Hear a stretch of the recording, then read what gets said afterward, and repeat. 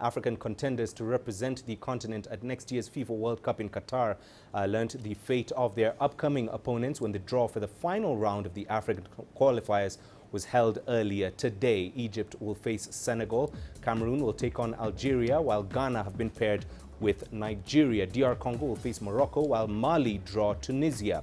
The ties will be played across 2 legs between March the 23rd and 29th. So let's continue with our discussion on football on the continent. CGTN's Deji Badimosi is joining us from Lagos, as well as Adel Mahroui in Cairo. Deji, coming to you, any major surprises from the draw conducted earlier today?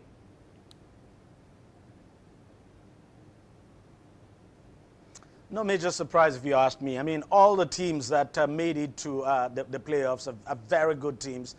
Very, very good. Some of them, of course, very prominent names. But of course, it's a worry, for instance, for Nigeria, that Nigeria has drawn Ghana. Look, forget the fact that Ghana did not perform well at this AFCON. But when both sides meet, I mean, Nigeria and Ghana, it's always very tough. And to be candid, everyone is really, really concerned about how that match will pan out. The hope is that, well, that Ghana will not turn up on that day and that the Nigerian side will turn up. But if the Nigerian side is able to carry their form now from the AFCON to the qualifiers, then the Nigerians actually stand a chance. But then, look, it's a long time between now and March when the matches will be played. We still just have to wait and see.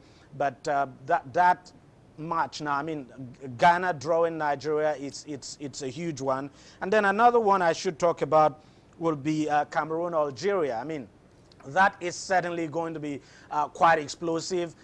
Again, Algeria may not have performed well at the AFCON, but come on, we're talking about the World Cup here. And there's no question at all that the Algerian side will be looking to make up for their abysmal performance at the AFCON. So we should expect a cracker when both sides now meet.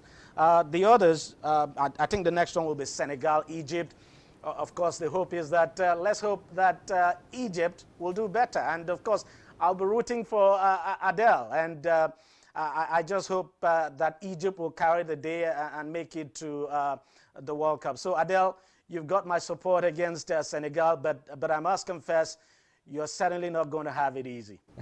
All right, Adele, as you can see, plenty of support coming from West Africa there. But I'll come and talk about what's coming up for the teams. They'll have little to no opportunity to play friendly matches between now and then. How do you think, Adele, that this will affect the final round of qualifiers?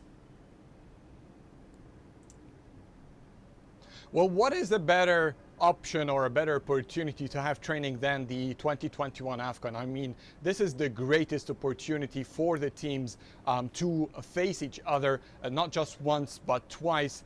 We are seeing countries that will be more or less, they have a chance to meet each other in the knockouts in the AFCON, and then later on you will see them going back to the World Cup qualifiers just several weeks after. And in its sense, there is really no much need for that, especially when you have international clubs that will be dying to have their players back for a few weeks before the national teams recall them again for the final stage of the World Cup qualifiers. But in that regard, preparations that have been ongoing, this is one of the greatest continuous step for national teams, specifically if you look at North Africa. The national teams have been together since November in the FIFA World Cup, in the FIFA Arab Cup, sorry, and then moved to the AFCON and then coming back once again to the final World Cup qualifiers. Before that, there was a second stage of the World Cup qualifiers. So in a sense, there has been quite a huge training camps for African national teams for the players to get acquainted with each other and to develop new strategies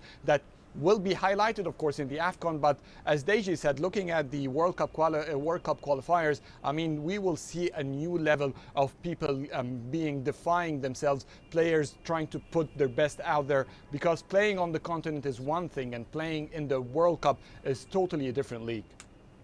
And Deji, finally, we're almost out of time. Briefly, how fair would you say has the African World Cup qualifiers process been in comparison to the rest of the world?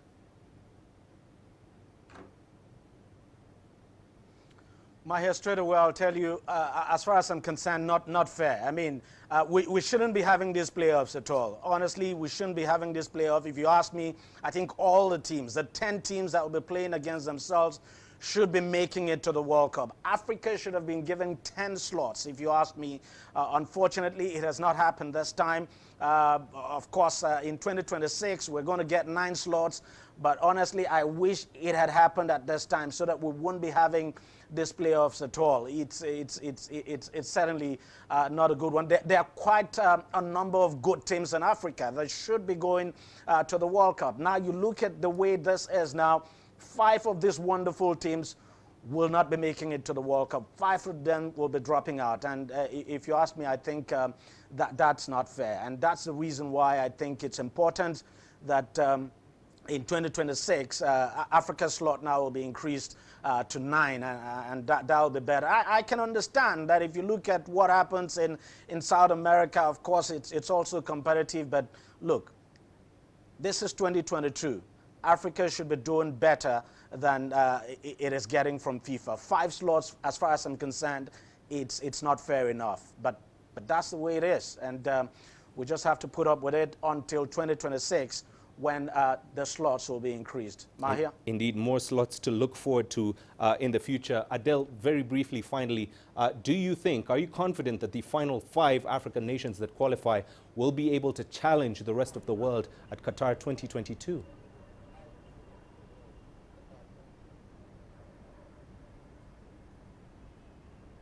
So basically, as we said earlier, there's no expectations when it comes to what will happen, but definitely you have the first 5 African teams. The 5 African teams will be there for the final time before such an expansion. They want to put on a great show. Definitely, that is something to be looked at.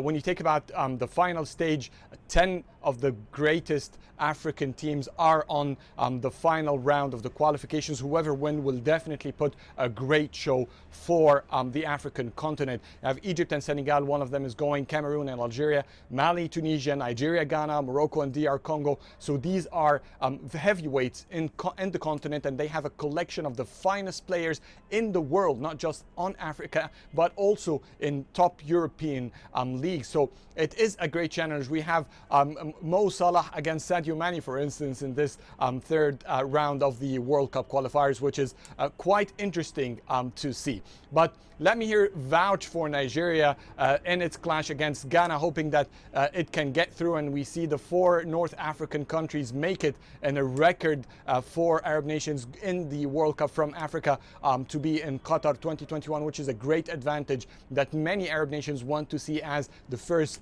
Arab country is hosting the World Cup. That's from one side. But if Nigeria makes it through on in the AFCON and Egypt, and somehow they turn to clash, well, I hope Nigeria could lose a bit of momentum that has been putting so far a fascinating show. All right.